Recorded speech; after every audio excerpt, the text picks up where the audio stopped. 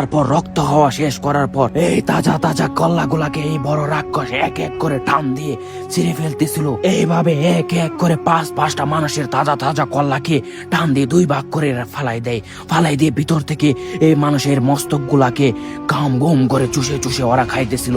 তার সাথে আমিও ওই খেয়ে দেখলাম যে মানুষের মস্তক গুলা খেতে অনেক সুস্বাদু এবং অনেক মজা লাগতেছিল। এত মজা যে মানুষের মস্তক খেতে তা আমি আগে জানতাম না।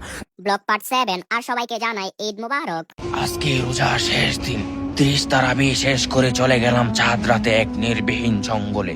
সেখানে যেয়ে দেখতে পেলাম দুই রাক্ষস আমাকে দেখে হা হা হা করে হাসতেছিল। আর ওরা বলতেছিল ওরা নাকি আমার মাথার মস্তক খাবে, আমার রক্তগুলো চুষে চুষে খাবে। কিন্তু আমি তো তাদের কাছে এত সহজে খাবো আর পাত্র নয়। তার জন্য তাদেরকে এক পরামর্শ দিলাম। দুই রাক্ষসকে আমি বললাম, দেখ তোরা 30 দিন যাবত না খেয়ে আছিস, তোরা দুজন আমার এক মাথার মস্তক খেয়ে তো গো তৃপ্তি মিটবে না। তার জন্য তোদেরকে আমি বলি আমার কাছে আরো মানুষের পাঁচটা কল্লা আছে, তোরা যদি খেতে চাস তাহলে বল। তারা আমার কথা শুনে কিছুক্ষণ নীরব থেকে চুপচাপ হয়ে ওরা কানে কানে ফিস ফিস করে কি জানি বলতেছিল। তারপর তারা বলল ঠিক আছে, কিন্তু আমার তাদের কাছে এক শর্ত আছে। আমি বললাম তোদেরকে মানুষের পাঁচটা তরতাজা কল্লা এনে দেব, কিন্তু তার বিনিময়ে তোরা আমাকে মুক্তি দিয়ে দিতে হবে। তারা তাতে রাজি হয়ে গেল। তারপর নিয়ে গেলাম এক বিশাল বহুল দানব গাছের নিচে। তারপর দুই রাক্ষসকে বলতেছিলাম এই গাছ থেকে মানুষের পাঁচটা কল্লা কর মরিয়ে ছিঁড়ে ফিরে নিয়ে আসতে হবে। আমার এই কথা শুনে রাক্ষসের ভাই খক্ষস 3 ফাল দিয়ে গাছের আগায় উঠে গেল। গাছের আগায় উঠে গিয়ে মানুষের কেল্লা গুলা এক এক করে হাড় গুড় ভেঙে সিরে মাটিতে ফালাইতেছিল।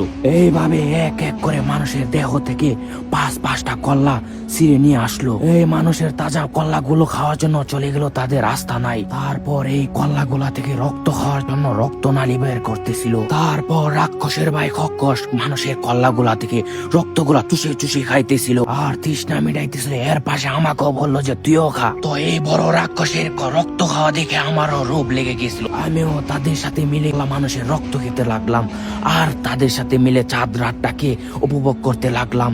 অনেক চিল করলাম এই দুই রাক্ষসদের সাথে।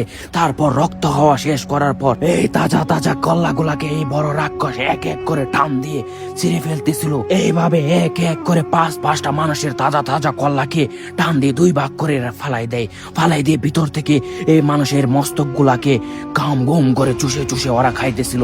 তার সাথে আমিও ওই খেয়ে দেখলাম যে মানুষের মস্তক গুলা খেতে অনেক সুস্বাদু এবং অনেক মজা লাগতেছিল।